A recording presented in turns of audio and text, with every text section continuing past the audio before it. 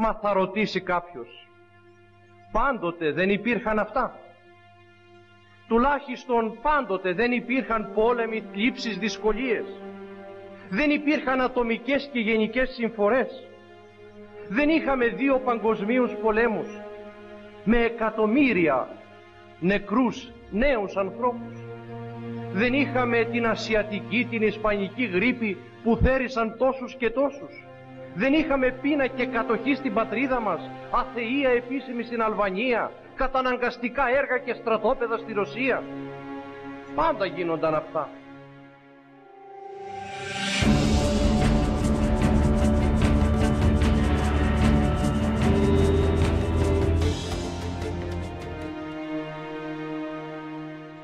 Ο κόσμος μας σήμερα, παρόλο που αντιγράφει στις θλίψεις, στις δυσκολίες τους παλαιότερους αιώνας, σήμερα έχει πάθει κάτι πολύ χειρότερο.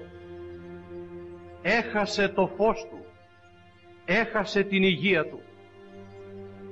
Ο κόσμος μας σήμερα γίνεται όλο και περισσότερο συννεφιασμένος, σκοτεινός και σάπιος. Όλο και περισσότερο χάνει το φως του και την ευρωστία του. Υπάρχουν φώτα, πολλά φώτα, αλλά το φως του Χριστού δεν φωτίζει πλέον τις καρδιές των ανθρώπων εκτός εξαιρέσεων. Χάνουμε το φως στην πίστη, χάνουμε το φως στη ζωή. Χάνει την υγεία ο άνθρωπος της ψυχής και του σώματος. Επανέρχεται σε σκοτεινές περιόδους της ιστορίας και δεν ξέρει τι να πιστέψει και τι να πράξει. Επαναλαμβάνει τα μεγάλα και θλιβερά λάθη τα οποία έκανε και προτού να έρθει ο Χριστός. Αν ανοίξουμε και διαβάσουμε την προς Ρωμαίους επιστολή, θα δούμε εκεί πως ο Απόστολος Παύλος παραστατικότατα μιλάει για τους ειδωλολάτρες και την έκλητη και ανήθικη ζωή τους. Έχασε ο κόσμος μας το φως της πίστεως, έχασε την υγεία της ψυχής του και πλέον είναι τυφλός και ψάχνει και είναι άρρωστος και πεθαίνει. Έχασε το φως της πίστεως και επέτρεψε ο Θεός σήμερα στο κατόφλι του 21ου αιώνος να βυθίζεται αυτός ο κόσμος στο σκοτάδι και στα πάθη της ατιμίας.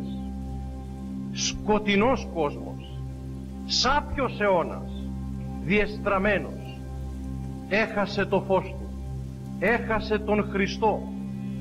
Και αυτός ο χριστιανικός κόσμος, ο ευρωπαϊκός κόσμος, ο οποίος μετά τον Δεύτερο Παγκόσμιο Πόλεμο έλεγε ότι μόνο η επιστροφή στον Χριστό θα μας σώσει, σήμερα αυτός ο κόσμος απομακρύνεται με ηλικιώδη ταχύτητα από την πίστη του Χριστού.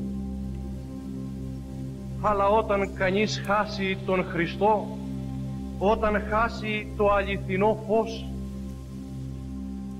όταν χάσει την αλήθεια, χάνει και την ηθική του.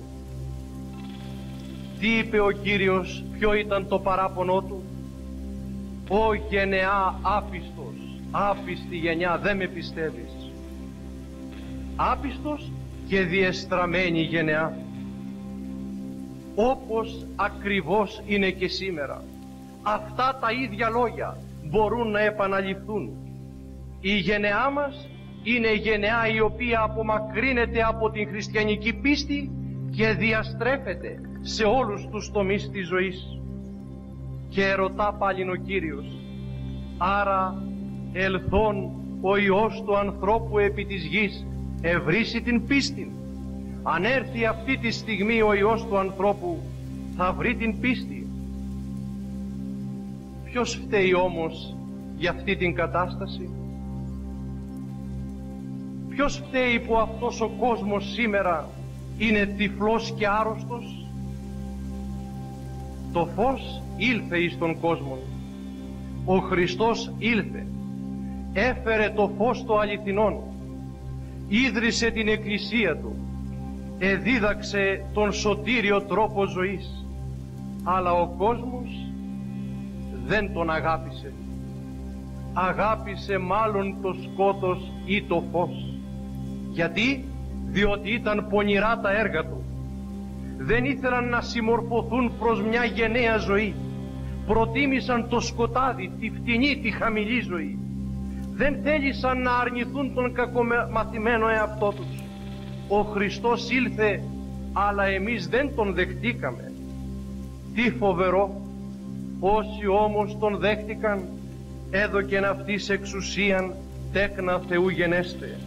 Οι άλλοι, οι άνθρωποι της πλατείας πύλης, της ευρυχώρου οδού, ή τα επίγεια φρονούντες, αυτοί απομακρύνονται από τον Χριστό, ξεραίνονται ως φύλλα φθινοπορεινά, μαραίνονται σαν άνυδρα δέντρα και πεθαίνουν και γίνονται ως η κόπρος στη γη, όπως λέγει ο ψαλμοδός.